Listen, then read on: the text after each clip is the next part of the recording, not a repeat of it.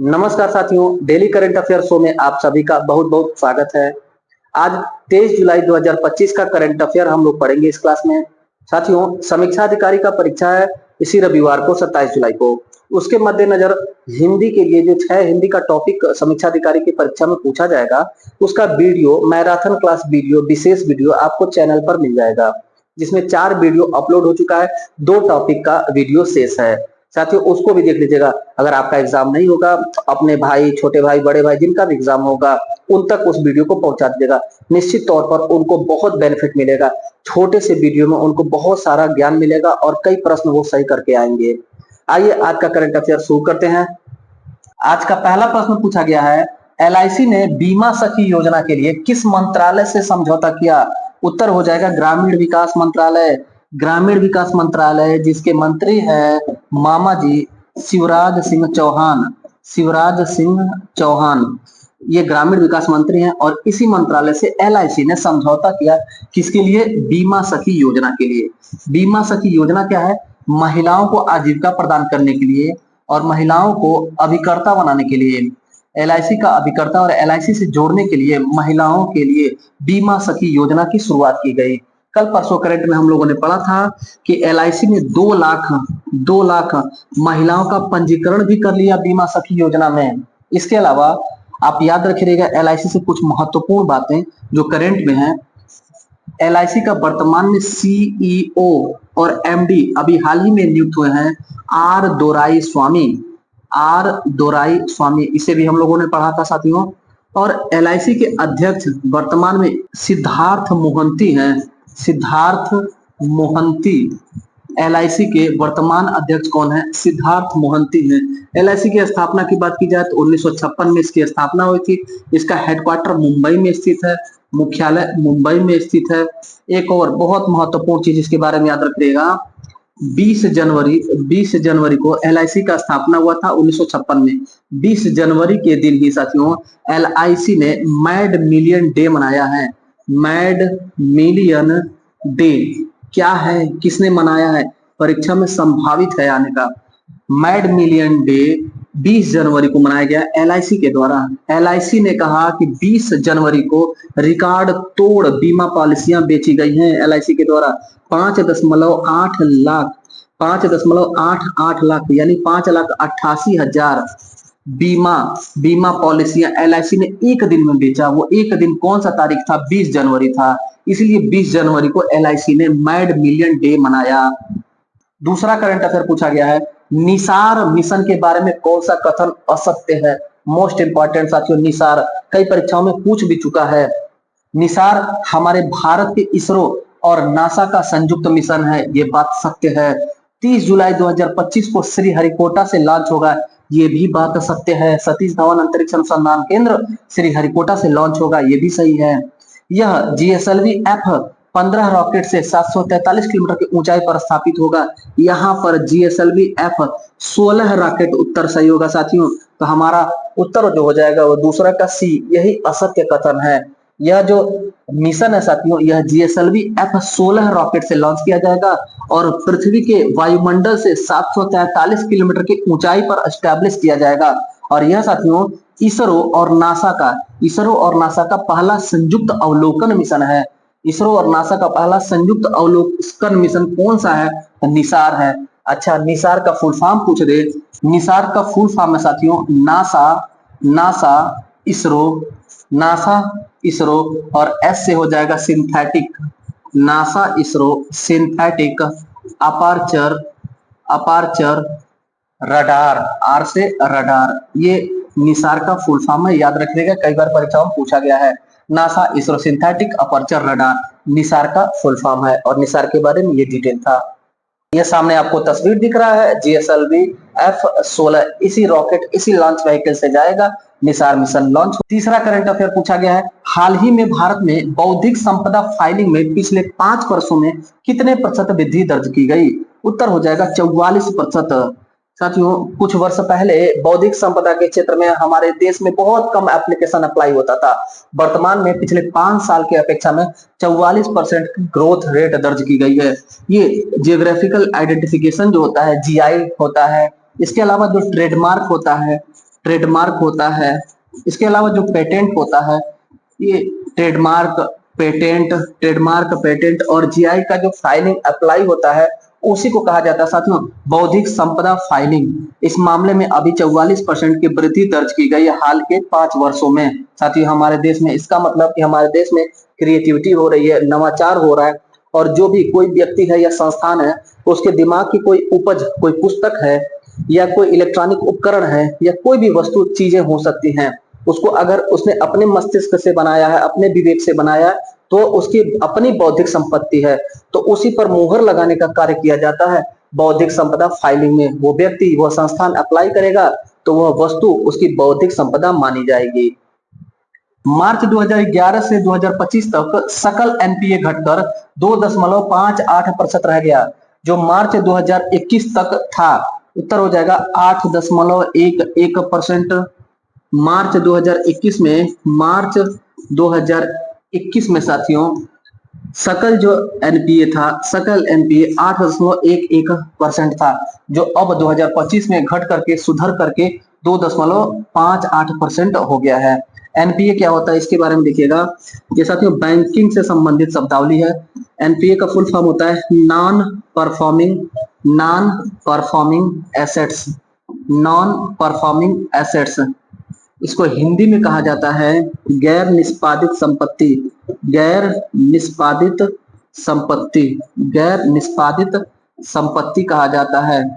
क्या होता है ये?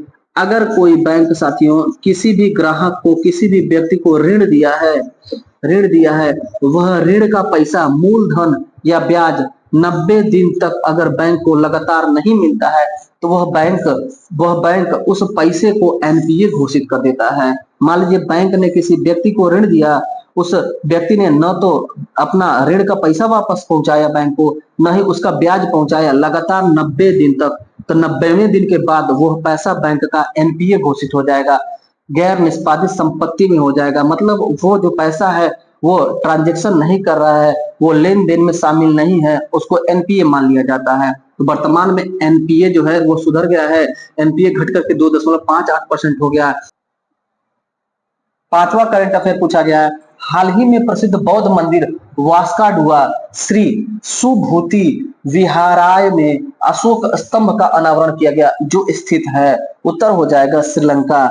श्रीलंका की राजधानी कोलंबो के ही समीप 50 किलोमीटर की दूरी पर साथियों एक मंदिर है, प्रसिद्ध बौद्ध मंदिर है, उसका नाम है वास्काडुआ श्री सुभूति विहाराय मंदिर। इसी मंदिर में अशोक के स्तंभ का अनावरण किया गया। कहां पर है यह? श्रीलंका में है। श्रीलंका में कोलंबो से 50 किलोमीटर की दूरी पर। यह तस्वीर आप देख सकते हैं। छठवां करंट अफेयर पूछा गया है, विश्व बैंक की रिपोर्ट के अनुसार 2030 तक भारत के शहरों में 70% नौकरी पैदा होगी, लेकिन जलवायु परिवर्तन अनुकूल निवेश न होने पर बाढ़ से हर साल कितना नुकसान होगा? ये भी वर्ल्ड बैंक ने कहा है साथियों, $5 अरब का नुकसान होगा। क्या है मामला समझिएगा। विश्व बैंक, वर्ल्ड बैंक, इसने कहा है कि भारत के शहरों में 70% रोजगार जनरेट हो जाएंगे, और कब तक? 2030 तक। 2030 तक 70% नौकरियां बढ़ेंगी। कहां पर? भारत के शहरों में, गांव में नहीं, भारत के शहरों में। लेकिन साथ ही साथ उसने चेतावनी जारी की है कि जलवायु परिवर्तन के अनुकूल अगर इन्वेस्टमेंट नहीं होगा तो बाढ़ भी आएगा शहरों में, और बाढ़ आएगा तो उससे कितना नुकसान होगा देश का? $5 अरब का नुकसान होगा हर साल। ये बात किसने कहा है? विश्व बैंक ने कहा है। विश्व बैंक का स्ट्रेटेजी के देखिएगा, 1944 के ब्रेटन वुड्स सम्मेलन से विश्व बैंक का गठन हुआ। विश्व बैंक का मुख्यालय वाशिंगटन डीसी में है। विश्व बैंक का मुख्यालय वाशिंगटन डीसी में है। विश्व बैंक का जुड़वा बहन आईएमएफ को कहा जाता है। विश्व बैंक के वर्तमान में प्रमुख अपने भारतीय हैं, अजय बंगा विश्व बैंक के प्रमुख हैं साथियों। विश्व बैंक की स्थापना पूछेगा तो 1945 में स्थापना हुई थी। ब्रेटन वुड्स सम्मेलन 1944 में घोषणा हुई कि विश्व बैंक स्थापित होगा, और 1945 ईस्वी में विश्व बैंक की स्थापना हो गई। सातवां करंट अफेयर पूछा गया है, राष्ट्रीय खेल प्रशासक विधेयक 2025 के तहत किसे आरटीआई के दायरे में लाया गया? उत्तर हो जाएगा BCCI. Board of cricket control India, भारतीय क्रिकेट कंट्रोल बोर्ड, इसे राष्ट्रीय खेल प्रशासक विधेयक अभी जो 2025 का लंबित है विधेयक, पारित होने के बाद अधिनियम कहलाएगा। इसके तहत कहा गया है कि आरटीआई के दायरे में बीसीसीआई भी आएगा। पूर्व में क्या था साथियों, पूर्व में बीसीसीआई ने कहा था कि हम एक स्वायत्त संस्थान है, स्वायत्त निकाय है, हम आरटीआई के दायरे में नहीं आएंगे, तो आरटीआई से छूट प्राप्त किया था। लेकिन अभी हाल ही में साथियों बीसीसीआई को राष्ट्रीय खेल संघ से जोड़ दिया गया, राष्ट्रीय खेल संघ से जोड़ दिया गया और कहा गया कि अब ये भी आरटीआई के दायरे में आएगा। चूंकि साथियों 2028 में लॉस एंजल्स में ओलंपिक खेल होगा, इसमें पहली बार टी20 क्रिकेट को शामिल किया जाएगा। और दूसरी बात कि 2036 में जो ओलंपिक खेल होगा, 2036 का ओलंपिक खेल होगा, इसकी मेजबानी के लिए भारत दावेदारी प्रस्तुत करेगा। हमारा भारत 2036 का जो ओलंपिक होने वाला है उसकी दावेदारी प्रस्तुत करेगा, मेजबानी लेने का प्रयास करेगा। इन्हीं दोनों के मद्देनजर यह कदम उठाया गया है। 8वां करंट अफेयर पूछा गया है, 23 साल बाद शतरंज विश्व कप का आयोजन किस देश में होगा? उत्तर हो जाएगा हमारा भारत। हमारे भारत में 23 साल बाद शतरंज का विश्व कप आयोजित होगा साथियों। यह अक्टूबर और नवंबर महीने में 2025 में आयोजित होगा। 23 साल बाद आयोजित होगा। अच्छा, शतरंज के बारे में स्टैटिक जी के याद रखिएगा। शतरंज के खेल का उद्भव कहाँ माना जाता है? तो हमारे भारत में ही माना जाता है। इसे प्राचीन काल में क्या नाम दिया गया? प्राचीन काल में इसे चतुरंग कहा जाता था। प्राचीन काल में चतुरंग नाम दिया गया था साथियों। 9वां करंट अफेयर पूछा गया है, विश्व मस्तिष्क दिवस प्रत्येक वर्ष मनाया जाता है। उत्तर हो जाएगा 22 जुलाई को। 22 जुलाई को हर साल दुनिया भर में विश्व मस्तिष्क दिवस मनाया जाता है। इस वर्ष इसका थीम क्या है? 2025 का थीम क्या है? हर उम्र के लोगों के लिए, हर उम्र के लोगों के लिए, हर उम्र के लोगों के लिए ब्रेन हेल्थ, हर उम्र के लोगों के लिए ब्रेन हेल्थ, यह 2025 विश्व मस्तिष्क दिवस का थीम था। याद रखे रहिएगा, हर उम्र के लोगों के लिए ब्रेन हेल्थ। 22 जुलाई को विश्व मस्तिष्क दिवस दुनिया भर में मनाया जाता है। साथियों 22 जुलाई को ही 1947 ईस्वी में हमारे देश का राष्ट्रध्वज भी स्वीकार किया गया। इससे रिलेटेड वीडियो अपने चैनल पर पड़ा है, उसे जाकर के आप जरूर देख लीजिएगा।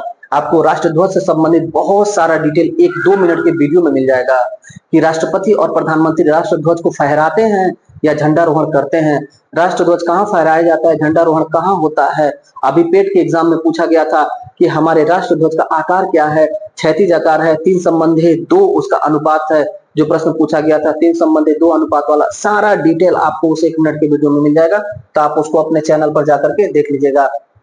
10वां और अंतिम करंट अफेयर पूछा गया है, नाबार्ड बैंक के बारे में कौन सा कथन सत्य है, सही है? इसकी स्थापना शिवरमन समिति की सिफारिश पर नाबार्ड अधिनियम 1981 के तहत हुई।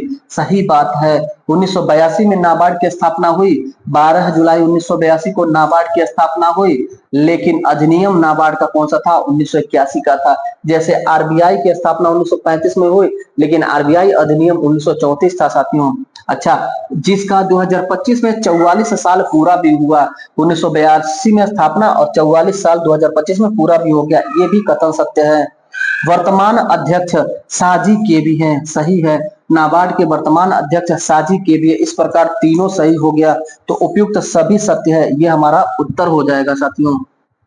नाबार्ड के बारे में थोड़ा बात और देख लीजिएगा। नाबार्ड का मुख्यालय मुंबई में है। नाबार्ड का फुल फॉर्म देखिएगा साथियों, national agriculture bank for rural development. National